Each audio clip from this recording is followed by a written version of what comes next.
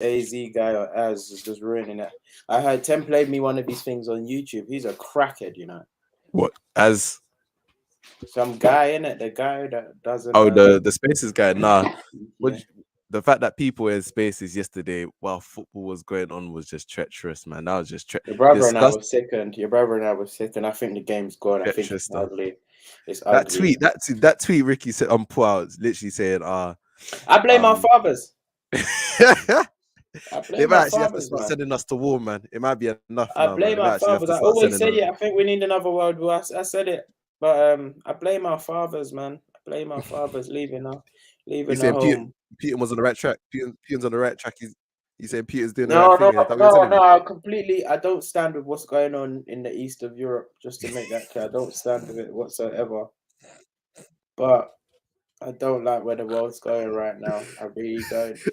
I don't like where the world's going. Predominantly with our men, we're Oh, not we're not leading. We're not leading. We you're not need women leading. to lead as well, but we're not doing our part as men. We're not. We're really not. We're No, the really fact that not. there were men at the forefront of that conversation. Nah. I'm hearing. Literally, you I'm had the hearing. perfect out. You Storms didn't is even need in to my be part of that DMs. conversation. Skepta's in my DMs. Storms is in my DMs. You can never have as many followers as me. I'm thinking, what's going on, man? What's going on? We know what Oh you my like from February onwards. We know every fortnightly, Tuesdays, Wednesdays, it's ITV or Sky Sports. Fair enough, it's moved to BT, but damn, the We know lights. where we're supposed to be. As men, you know where it's supposed to be. You know where it's Supposed to be supposed to be. sat in front of the TV watching some Champions League football. That's all you need to be doing. That's it. But now the game's gone, man. The game's gone. We have people in spaces. I don't want to ever see. I don't want to ever. If I ever see any of my boy, hear any of my boys are in a space debating It's like, about certain things. I'm just the only spaces I if want to it's not see a you in. football space, what are you really Yeah, doing the in only there? space I want to see you in is football spaces. I know it's toxic. I want to see you in sports spaces. I don't want to be seeing you debating certain things. And it's sad because growing up, imagine if we had like social media on the scale in which we had it now. So I think let's go back 2008. It's 2008. The time is December 2008. Beyonce just comes out for Alexandra Burke in the X Factor finals. Imagine if we had the Twitter space then. Pandemonium. It would have been crazy. It would have been crazy. Imagine that. Imagine the scenes. If we had a space when Luis Suarez handballs at Samoa Joe misses the penalty and then the penalty shootout gone and lose. Imagine if we had a space then. We say Imagine using if we had social a media space. for the important stuff. Imagine if we had a space when Michael Jackson died. Imagine that. Imagine if we had the space then. Do you get what I mean? Monument. Imagine if we had the space during the Twin Towers. Imagine that. Getting Imagine into it that. now, Shem. No, but let's be honest. You say we're just not using social media right. We're just not What using it we right. doing? What we doing? You got to look at yourselves. What we doing? I heard. Tem sent me something on YouTube. It said, yeah, I was like, who's this? He was like, some guy that just goes on rants on spaces. I'm hearing, at the end of the day, Skepta's in my DMs. I said, wait, what? Skepta's Like in big my up on DMs. you. No, it's Skepta, but come on, man. He said, Skepta's in Ah, my DMs. Stormzy is trying to get in my space. Rams, Swams, what have you done? Big Zoo, you have to cook to. I'm thinking, what's going on here? Like, do you get what I mean? at the end of the Man, day, nah, man. at the I end of the keep day, telling people, I think I was born in the wrong decade, man. I think I was born in the wrong decade. I love my age, but I think I was born in the wrong decade, man. What is I this? said Nick Shem's moving like an old man telling kids to get off his lawn. Hey, sometimes you need to have that rant. Sometimes you Like, need to remember how old you are. like Shem, speak to your boy. That gatekeeper Kante was piss poor. I right. said So we Kante. spoke about this before, and there's a reason why Kante was poor because he took a picture with certain someone before the dance started. Eesh. Talk about it. Talk about it. You want to bring it to the talk about it. Talk No, about it. you could go on Twitter, you could find it. I'm not gonna do that. But he took pictures with certain fans outside Stamford Bridge before the game kicked off. And then the person was captioned, we know The Kante's rest gonna is have a history. 0 out of 10. The rest is history. I knew The Kante rest wasn't is having a good history. game. Can't be taking pictures of anyone. Nathan, if you want to see the picture, hit us up on the TF3 account. But we're gonna get into it. Let me play that tier 3 music. We're gonna get started, man. Thank you for everybody that's inside the building. Ooh. You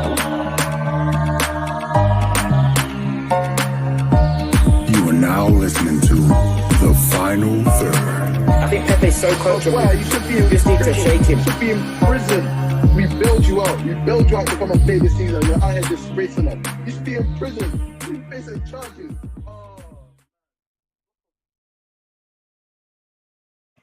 Yes, people, welcome to another episode of the Final Third Review Show. I'm your host today, Banks, joined by my ever faithful co-host, Lavish, or Shems, or Oluwashemi Lore, whichever one you want to call him. Lavish, how you feeling today? Champions League football in the bag this weekend. The first legs are done. How you feeling? On several Arsenal platforms, I've said it and I've admitted it more this season than ever. I miss those lights. I miss those songs, man. I miss it. I miss it so much. And I feel like I miss it even more this season because the European teams, I think they're very, very weak in comparison to previous years and growing up. You don't think Arsenal are coping in this pressure cooker here? You think Arsenal? You said the top European teams are a bit weak. Do you think Arsenal are coping? Think Arsenal are coping with a night under the lights like that? If I'm comparing us to the times you'd say we weren't coping, so when we were drawing Bayern, Barca, AC Milan one-off. I'll compare it now, though. Compare it now. No, I'd say we are. Yeah, I say we would. Yeah, you'd cope. Honestly, yeah, I honestly believe so. I believe we wouldn't crash. It wouldn't crash out. It wouldn't be catastrophic if we do go out. Obviously, the aim is not to just crash out gently. The aim is to win. But sorry, am I lagging? I think it'd be more of the same. You know, I think it'd be more of the same. I think you crash out same way. No, I don't believe again. So. Maybe you have a bit you're more. Thinking of just Real Madrid. You're thinking of Real Madrid. I feel like there's other teams within this tie. You think you're coping with Villarreal? Yeah. No, you're not coping with Villarreal. You're not. So you think Villarreal's going to beat us 5-1? They're not beating you 5. They didn't beat anybody. Who did they beat 5-1? But you're not beating. No, I don't think you're beating them. I said we're not going to crash out in the manner that we did last time, or we're going to crashing out to. I'm going out to Villarreal's crashing out. That's crashing out. It's not getting. I think we can get past Villarreal. That's what I would say. I don't see it. But a hypothetical Arsenal versus Villarreal tie is not what we're here to talk about. We're here to talk about the big games, the big quarterfinal ties that happened this week. And there was only one place to start with my boy King Kareem, big body Benz, pulls up in a stadium near you. You better be on high alert because you know he's here for crashings. You know, Paris learned that, and now West London have learned that. Karim Benzema, a hat trick. I really wish away goals. I really wish away goals was a thing still. Honestly, you think so? We was talking about this in the group chat. I don't know where it is, but I feel like it's made it a bit more open. The Champions League, the bread and butter of the Champions League is just the away goal rule. It's beautiful. It actually makes this part of the tournament. I can't lie to you. It sounds after Real Madrid go 1-0 up, do they keep attacking? If there's still away goals, do they keep attacking? No, knowing they've got their first away, or do they possibly wait until they concede and then maybe try and strike again, or maybe they even sit back even further? That's my thing with away goals. Like, if you did go in front, it encourages you've got an away goal. That's a massive thing. Now you can sit back and let your home team come on. For me, away goals really come into it when in the second leg. So let's say we take the first leg as the first leg. So let's say the first leg is just the score it's a 3-1. The away goals really kick in the second leg when the team's either you have to get specific scoreline to tie or you have to, or draw is not enough, you know? So that's when it really gets fun. But I hear what you're saying. But in the same aspect, if we did have away goals, I don't think Atletico do what they did the other night. Atletico are doing that regardless, and you know it. That's a shameless argument. Atletico are doing that regardless. They're going to sit deep, especially against a team like Manchester City that's going to have all the possession regardless. They're not looking to go and play expansive. We'll get into that. But yeah, we're gonna start. Max, you're laggy, you know. I don't know if it's me, but I think you're laggy still. I'm laggy. Sometimes I don't know if it's me, but I think you're lagging a little bit. We'll ask producer Jim. CJ in the building. What's it saying? You know, I can jump onto this hotspot right quick. Let me see. But Karen, I'll let you know. But yeah, we got started in West London. Chelsea coming off the back of a 4-1 chasing in against Brentford. They was looking for a response against Real Madrid, and it just didn't happen, did it? It just didn't happen. Why do you think Chelsea started off so slowly? I'm not trying to draw comparisons, but okay. I don't know. I actually don't know. Firstly, do you think Tuchel knows his best lineup now? Because I feel like it's, even though they did start slow, we're getting to this point now where I don't think everyone's confident in his best lineup. But we know it's like Havertz in the false nine. That's assured. But it's like it's not sitting right with Chelsea fans and others. It's like you want to utilize. Let me know what is it calm now? Yeah, he said it's calm. You want to utilize the fact that he spent 100 million on Lukaku, which is kind of always going to be there if Chelsea don't perform well. But I don't know how they started slow. Maybe they got the midfield pickings wrong. I think Nathan said in the comments prior that a guy Kante wasn't up to form, but I don't know. They just didn't get out the blocks quick enough. I just don't, that midfield pairing of Jorginho and Kante, it worked last season, but for me, you've got Modric. Did it work last season in the Champions League, or was Kante just exceptional? Because prior to the final, it worked regardless of what it worked as a like. For most of their matches, the midfield felt balanced, and they were going toe to toe with. Again, they played Real Madrid last season. They went toe to toe with them, and they were just as good as Real Madrid last season. This season, I expected Camavinga to get more playing time. I expected Camavinga to listen.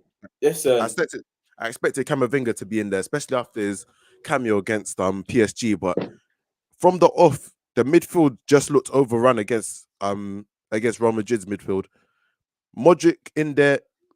Cruz in the deeper role, always willing to pick the ball off the centre backs, and then Casemiro just breaking everything up. And then the added facet, I think, was Valverde. He was technically playing on the wing, but he was all action and like he was everywhere. That's just legs. Valverde was just legs everywhere. Innit? Literally, that's literally you're apparently on the wing, but then you're coming like deep in the middle, you're winning the ball.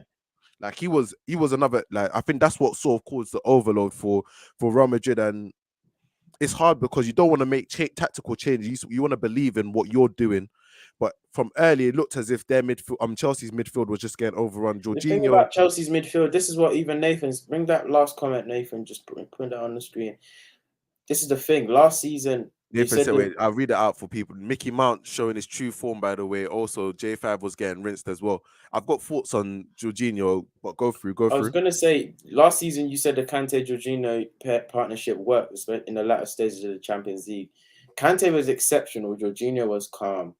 Do you get what I mean? But I feel like because Kante is not exceptional, it falls apart completely. And that's what happened today. Kante wasn't exceptional. Because now Nathan's comment that says Jorginho's getting rinsed as well. More time Jorginho does get rinsed, but it's not exposed as much as Kante's always covering. On commentary, I think it was Steve McManaman on commentary? Yeah, I think he said no, it wasn't. It was Glenn Hoddle. It was Glenn Hoddle on commentary. Oh, yeah, it was. Sorry, my bad. This was early on, and you're saying, I think Kante is going too early, and he's leaving Jorginho isolated in the midfield. And I was looking at it like, Jorginho more time is gonna look isolated in the midfield just because he can't cover the ground. Like he can't cover the ground. So even if Kante pushes up a little bit, a more mobile, more competent DM is gonna be able to cover the ground and lessen that impact, because Kante is gonna want to go and search for that ball and try and make the tackles high up the pitch. That's why you need to have somebody sitting to kind of cover that area, be able to get around. But when Kante is going up there and he's doing that, Jorginho is not the midfielder that's going to be able to cover the ground and close those gaps. And I think that was extra exposed today with Valverde coming in and adding that extra midfield body. It literally became as if there was a 12th man on the pitch for Real Madrid. It was too much for Chelsea to handle. Suffocating. It was suffocating. There's always two options. It was suffocating. You squeeze them from the front, and then you actually go into the goals, the mistakes, and you're looking. Obviously, Mendy, Howler, but you're looking at it and you're thinking, why is Benzema? For me, what I took from that is, why is it always Benzema? That's just movement, though. That literally. We look at it. Let's break down the first score. Reece James is high up the pitch, and it essentially leaves. Vinicius wasn't interested in tracking Reece James. That's not his job. He was always going to be the outlet. And again, this is another thing. Playing Christensen against Real Madrid on Vinicius' side, it felt a bit suicidal from Tuchel. Christensen that hasn't played in 3-4 weeks now. No sharpness. if you was planning on using him in this tie, you could have easily dropped him in the Brentford match, give him some runs there, but you've dropped him in cold, and he looked very, very exposed. Like it was like Nuno against who was you lot for Crystal Palace. Like he looked very, very, very exposed. So when Vinicius and Benzema are playing those 1-2s, Vinicius is in the space now. It's out of Christensen's hands, and now you've got to look for where Benzema's taking his movement. What's Benzema doing right now? How's Benzema affecting the play? Because you know he's gonna want to find space in the box, and for the first goal, he did that excellently. It's a great cross as well because it's on his left foot, and he has to find Benzema. Bullet header. That header was far. It was a mad header. Still, it was a mad header. What's that? Again, it's the movement that does it. It's the movement that does it. He doesn't like go charging in to get into the front post. He sort of hangs about, and it relies on a very good cross from Vinicius in order to find Benzema, and he does. And yeah, as you said, it's just a fucked header. Like the header was nuts. Yeah, the header was nuts. The header was nuts because it beat Mendy on his near post, and Mendy was close to it.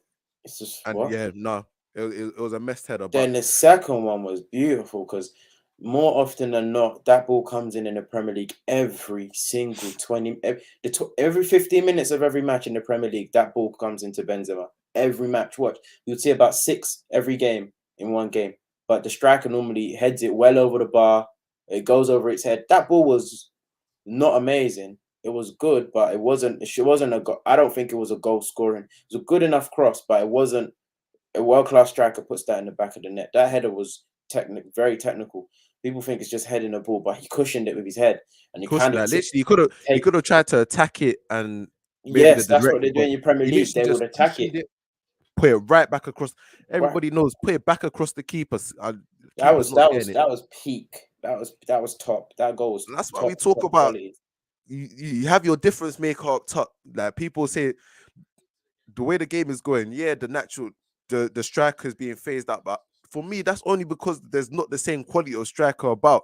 If there's a Benzema that's 22 years old out there in world football, you're 100% still playing for him. I don't care about how the game's going. Haaland. Huh?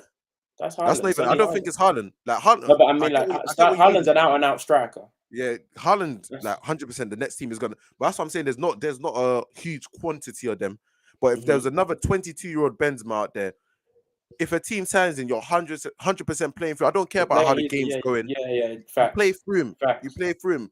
Facts. It's just, like I'm gonna always give Benzema his plaudits because he's that guy, and people forgot he was that guy. How are you that sharp though? Because it's not easy to do what he does. You see the other end, the dying minutes. You see Lukaku's header. I thought he scored. I thought my lag was behind. He had to score that. It froze for me. I thought my stream was behind. It froze for me. I went to check live. Still the same score. I said, what? He had to score that. If you freeze that and what happens next, you just think, bottom bins, bottom left, bottom right, sorry. It, and you're thinking, you just get that on target, and there's no way that's not going. No, there's no way that's not going in. Glance it. But again, he's not a lack of sharpness, like you said with Christensen, but Lukaku's there's a lot of Mason Mount hate going on in the comment. Ricky saying Mason Mount, this guy is not levels. Thoughts? I think Mason Mount is a good player, but he's not Chelsea standard. That's it. Okay. That's simply it. I feel like he's a good level and he's not Chelsea. I think Chelsea fans know it too, but just because of like football Twitter and stuff, they have to entertain the fact that one of their Cobham graduates who starts with them is the level of his peers, but he's not. He's not. Another comment I want to read out. Did you see Vinny Jr. sombrero flick the ball over James's head?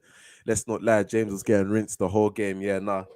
It was literally that left-hand side, that Christensen James partnership. You gotta come and defend your boy James, because when Trent has a off game or a good game and then James has a decent game, people be talking about coming outside. But can you see people that support Trent never ever ask James to come outside when he plays crap, because they're not close. They're not close at all. You're just better than him. Carry on. I will. I'm gonna keep on reading some comments.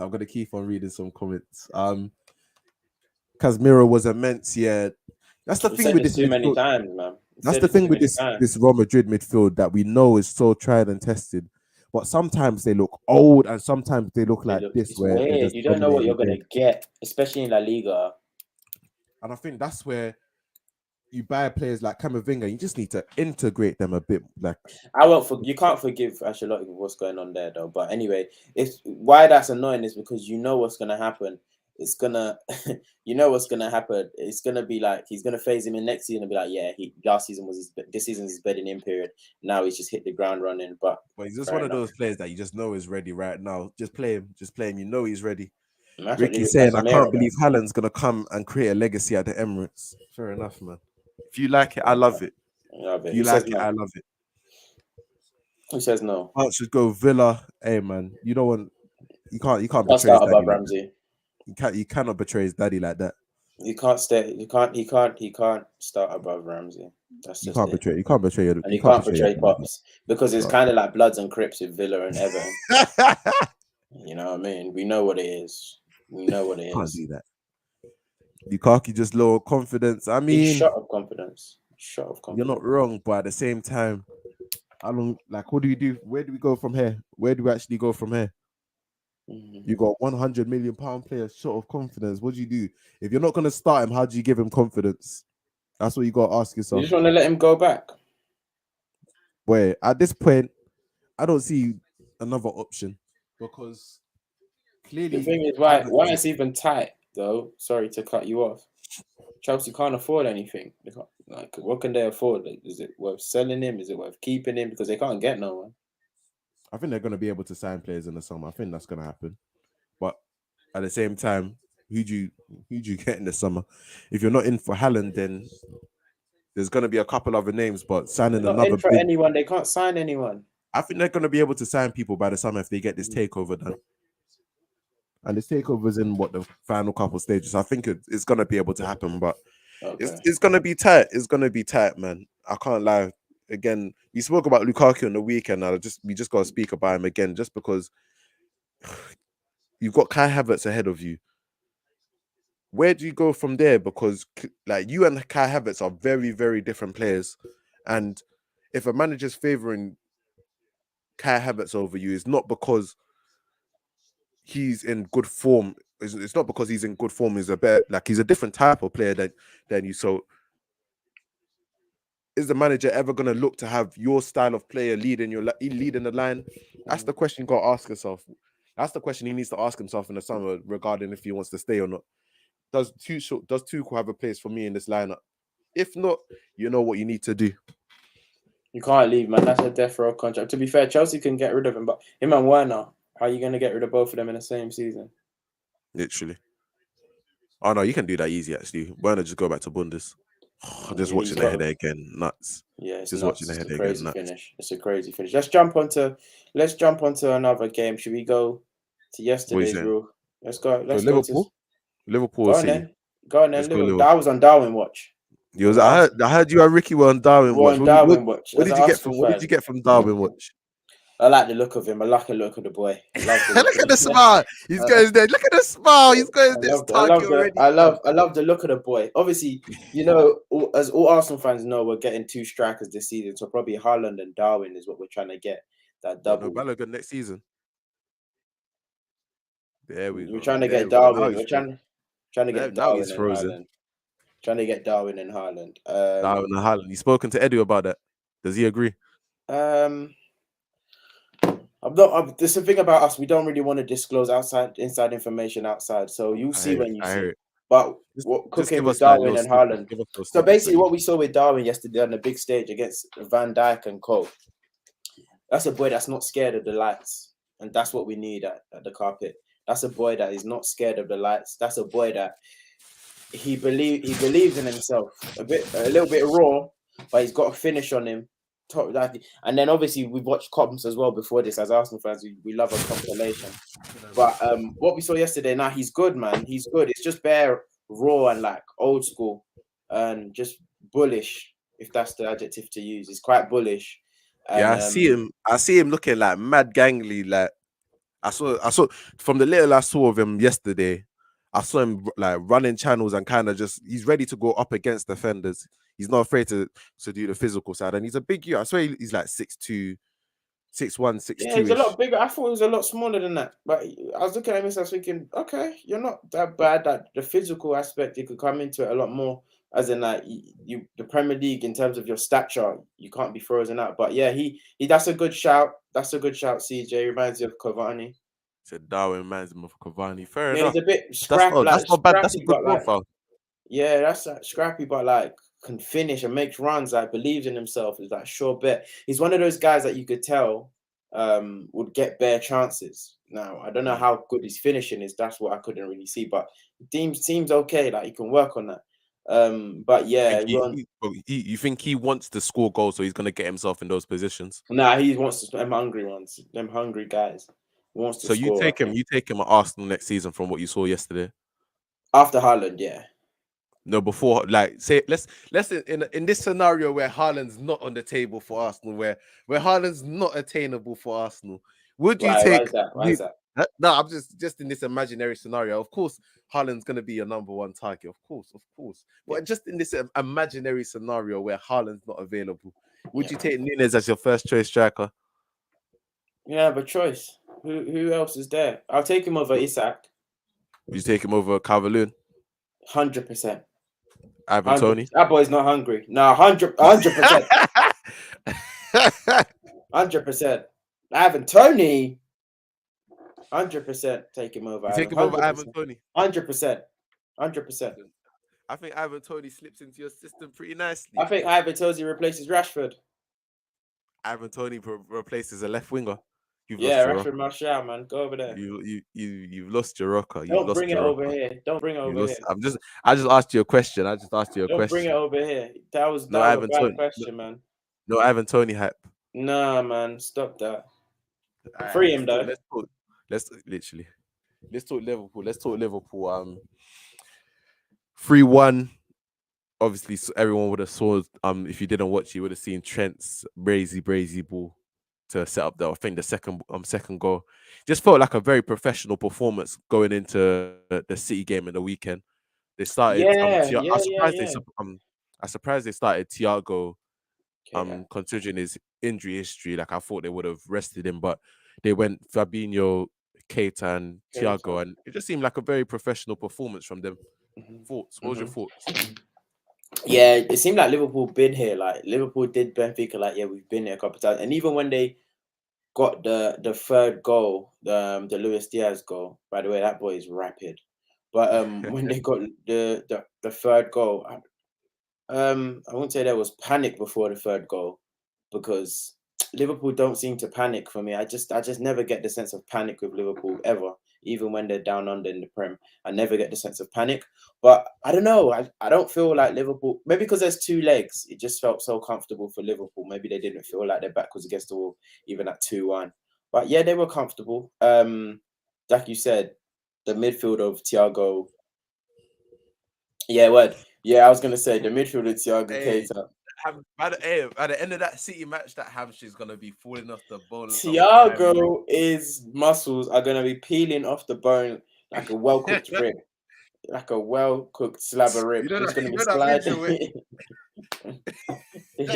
It's coming off because I don't know. Like Thiago can't be doing these no-look driven passes. They require a lot of quad muscles and that because he's proper snapping his leg back. But yeah, 3 games a week, Thiago.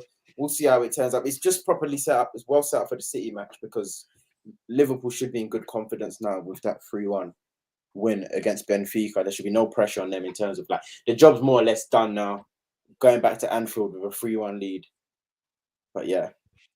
Let's talk City versus Atletico. We was talking about it a bit earlier. Wants more. Yeah, Keita was man of the match, but that stock is never rising. Get rid of him. Siege, get that Keita stock out of it. Because Siege will tell us Keita was man of the match, and then he'll get dropped. Keita plays well. Keita plays well. Coming right back into the team. Right back into the team. Keita plays well against Portuguese teams. When they win 5-0 against Porto. Keita plays well when nobody's watching. When nobody has it. When nobody has the Liverpool game on, that's when he's got a kick ball. Champions League group stage, Keita balls. Porto 5-0. Keita man of the match. Everybody's watching PSG. Oh yeah, K had a masterclass. K was fantastic. You lot should have seen it. Yeah, all right. Yeah, Yeah, right, all right. right, Yeah, all right. Ah, okay. Fair enough. But let's talk. man. Let's talk City. Let's talk City Atletico. We was talking about them earlier. So you think that if the away goals rule was still intact, was still in Mhm. play, there's no way Atletico would have went so defensive. It sounds silly saying it, like you mentioned, but yeah, because see, Atletico are very defensive, but like, damn, this one was bad. Like, all of them are bad, to be fair. So maybe it's just a knee-jerk, short-term memory reaction. But Atletico, like, even when Yao Felix, you see when Yao Felix ran and he was just four C players around him, literally around him, like security. They were took the ball from him and just carried on playing. Like, it's just Rihanna in any public event. Rihanna in any any public it's, circular security.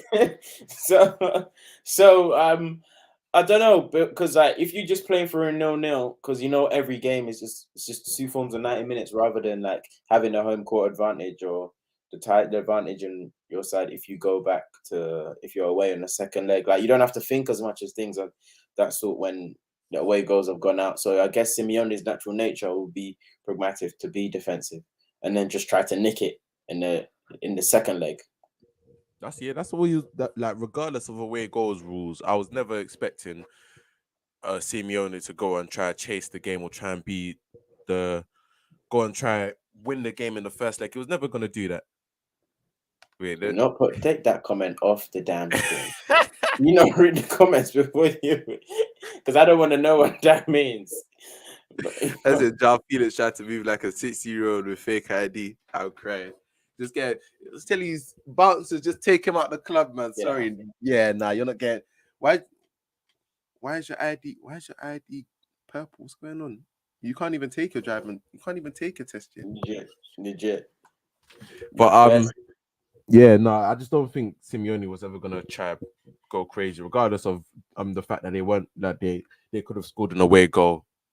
It meant nothing. It meant nothing to Simeone because his thing is going to be all about taking it back to the Metropolitano and trying to win it there. 1-0 is not the worst result for Simeone and Atletico. It's not the worst result. Mm-hmm. I think he would have loved the 0-0, but a 1-0 when they can just go to the Metropolitano and try to win it there, it's not the worst result. I just talk because it wasn't a very, very interesting game, but I just want to pick out that Foden. Just Foden, little bit of genius there for that goal. What did you think of it? I was just gonna touch on Atletico. Majority of their midfield, is just like outside the defense, the back five. It's just run because you've got ball. You've got technically aside Kondogbia, you've got technically gifted players. You've got Yao Felix, you've got Griezmann, Koke, who's knocking on some age. I think Marcus Llorente as well. You've got DePaul when he comes on. You've got that are like technically gifted and like you bought them because of when they get on the ball, they're very efficient with what they do. You have to be at Atletico because you don't have the ball much. But Simeone is kind of running them to the ground and he's robbing them of good years by just making them be springboard attacking, playing this springboard football. It's just not good because he's turned them into track runners. Simeone just wants to break their spirit. Simeone was breaking. It's not good, It's actually just. I'm looking at. Huh? And that's why I feel like it should always be easy to poach Atletico players, because surely after a couple of years, playing that sort of way, especially if you're not winning, you got to poach their good players as soon as they sign them. Because once they've got Simeone in their heart, they're not gonna. It's very, very hard for them to let go. But the thing is, not winning the big years after playing like that. That's this certain type of Mourinho football, Simeone football, Conte football. When it gets to a certain point, if you go without winning, then people start to question your style of play. But for Simeone, they don't do it. It's only in the Champions League over us on this side of the English channel. We're the ones that literally question him because it's just like, how can you play like this? You're seeing Yao Felix literally just doing like suicide for years and years, they haven't competed with Real Madrid and Barcelona at all. This season, they're the reigning La Liga champions. Like, regardless, but this is like year 8. Yeah, but then they've won multiple. This is multiple La Liga titles, multiple Europa Leagues, couple Copa del Rey's. Like this is the most Atletico have won 2 La Ligas. 2 La Ligas. That's multiple.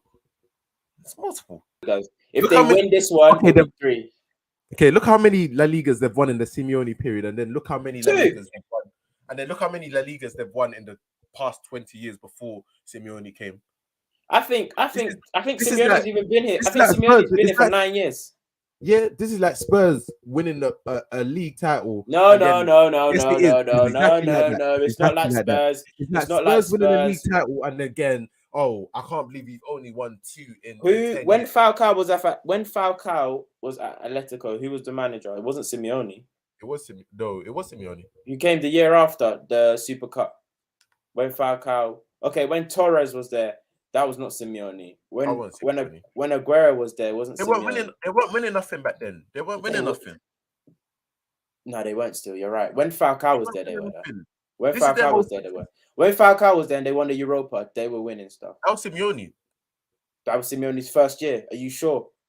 I'm sure that way. Let me make sure. 2012. 2012, yeah. 2012 when Chelsea won the Champions League. Yeah, he's been there since 2011. That was Simeone. Fair enough, touche.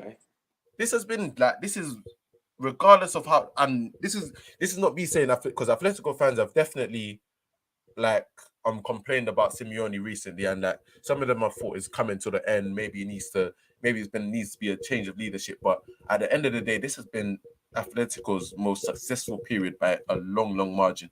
A long margin. One thing I can give him credit for is, even though his structure is very like his defensive, he sets up great units defensively, but man for man, his defenders can defend. Bloody hell. They don't. You're not gonna turn them, even if they might be slow. You're not gonna turn them. You're not gonna turn them in a 1-on-1. That goes back to Godin, even as far back as Godin a couple of years. You wouldn't turn them on a 1-on-1, even though they're slow. Jimenez is slow. You don't turn him. But yeah, it's gone City. You were saying Foden. My bad. Literally just a little bit of quality from Foden just for the goal. It's nice to see, isn't it? It's good to see, man. Newport, stand up, man. Or was he from Stockport? Stand up, sorry. Stockport, stand up. Newport's in Wales, isn't it? Stockport, stand up. Quickly, I know large focus was on Chelsea, Real Madrid tonight. Villarreal, Bayern Munich. Thoughts? Who goes through? Villarreal played very well apparently today. You know, that's the reports I'm getting. I said this to Idris on another chat. I said this to Idris on the chat after the draw, that I feel like Villarreal would do Bayern Munich. I tried to find it literally, but I said it to him on the phone. But I genuinely believe that Villarreal would have done Bayern Munich. Just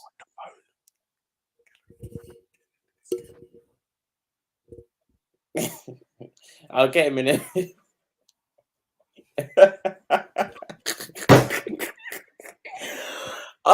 Stop, man. But yeah, I said this to him, and I don't know why. I just felt like, can you remember what season was it when Bayern Munich were like, everyone, they went under the radar and they just crashed out? I think it was the Liverpool one when Liverpool beat them. Well, that's 2020. 2020, yeah. First game, to be fair. Oh, he's here. Yeah, okay, cool. I'm done. Yeah, no, it was the first when Liverpool beat them, and like no one rated Liverpool for beating them, but everybody rated Bayern prior to that game. You know, when Bayern just really goes under the radar until they plays a big team. Like no one really watches Bayern matches until they play like a big team in the Champions League. I feel like if Bayern, because Bayern, even though they blitzed, not Salzburg, who did they play? Radeyemi and these lot. Was it Salzburg? That's Salzburg. Yeah, when they blitzed these lot in the previous match in the round of 16, that first leg, Bayern should have lost like 2-0 comfortably. Well, but team was cheeks, CJ. Team was cheeks. Yeah, no, Thiago was there. It's when I remember Liverpool wearing a grey or something. Bayern wearing a grey. It was the first leg was like a 0-0. So this is 2019 season. Yeah. The first leg was like a 0-0, and then Liverpool beat them, but no one rated it. I think nobody rated it, but everybody rated Bayern prior to that match. It was a joke. But I feel like that's how Bayern might crash out if they do crash out, because it's a well-run side that Emery's got over there at Villarreal. It's like a well-run unit. But anyway, we'll see if Bayern does. And this is the thing: no one ever expects Bayern to crash out, no matter how weak their side is. It's just such a well-oiled machine that no one ever expects Bayern to crash out. Even CJ then, said, when we "Come said here." it's a cheap team. CJ telling Bayern to come outside. They We'll want do them, them you know. again. All the Liverpool fans want Bayern specifically. I don't know why. They feel like they want to make an example out of Bayern Munich. I mean, I think they want a big team to validate this run, because so far they faced Inter Milan. This round they're Yeah. facing Benfica. Next Yeah. round they might face flipping Villarreal. Villarreal. This is That's some Pep. This is Listen. Pep Guardiola in the FA Cup. You know when Pep just gets No, in the Swansea, Carabao. Barnsley. In You the know when he gets Carabao. that run just to get to the final, like In the they Carabao didn't even Cup, face yeah. anybody. If So I think they Liverpool catwalk to that Champions League final, we got a star. You got to speak to Infantino. Go speak to Infantino about the draws. Yeah, what's going on, man? What's going on? Oh, shut up, Liverpool. Hella Akkers, put Ricky's on. Hella Akkers went to pot today. Danjuma, thanks to Danjuma. You Just told us it was quickly. in the group of death. Ah, man. Yeah, come off that, man. Yeah, no, just quickly going back to CJ's Makes you comments. hilarious because you celebrate Atletico. I'm sorry, I'm shameless. I don't care. Just quickly going back to CJ's comment before we sign off. CJ said 2 titles in 11 years for Atletico is class still. I think the last time they won it before he came was Simeone was captain. Good. I was just going to say that's a good point. That's a good point there, CJ. I'm not going to argue with that. But why I brought up how little they win or how it feels like they've not won a lot, referring to the big ears, is because playing like that must be tiring. Playing like that must be so tiring, especially when you're a player that your main traits and your main talents are how good you are on the ball. Like you see such little of it in the big stages that it should be worth it at the end of the day. You should be winning something. If I'm gonna conform how I play to the system, we got to win something. But all I'm saying is that the next team that signs Joao Felix is gonna have an absolute demon, because you've got Simeone's DNA coursing through him as well as the technical ability. So sometimes you just have to let them do. Every apprenticeship isn't all nice and sweet. Sometimes apprenticeships are painful. Yeah. You got to go through some of the pain before you get to the top. Sad, but when my uncle was starting his business, you know what he looked for specifically? This is a finance business for people who'd worked in McDonald's. I was looking for hustlers. Guys that have been in the trenches. If you worked in McD's, you've got it in you. You're built different. Been in the trenches. I'm willing to work with you. Man said Arteta will look after Felix. Man's going to look after Felix, Darwin, Haaland. When we tell you you lot got a super team, you'll start laughing at us. You lot going to have a super team. Nah, when we get Darwin and Haaland, yeah, it's over. Darwin, Haaland, and Felix. Say less. Yeah, man. it's over. For the likes this is where we sign. This is where we sign off. This is the where we likes of sign Palace, the likes of Brighton. Everyone's pissed. off. And that's been the final third European REARview show tonight. Thank you, everybody that's been locked in. I've been your host today, Banks, joined by my ever faithful co-host, Lavish or Shemi or Oluwashemi Lore. Make sure you hit the subscribe button. Stinker. Yeah, you got. I wasn't even gonna include Kante's cousin, little stinky boy. But make sure you subscribe to the channel. Make sure you like the video. Share it to your friends. All of that good stuff. It's been lovely having you this Champions League weekday, match day, whatever you want to call it. I've been your host. Peace, love, prosperity. Everyone enjoy Europa League. What are you saying? Coming back for No.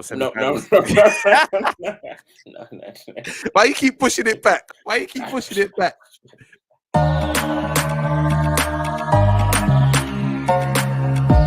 You are now listening to The Final Third. I think Pepe's so coachable. Wow, you should be in just need to shake him. You should be in prison. We build you out. We build you out to come and play this season. You're out here disgracing us. You should be in prison. You facing charges.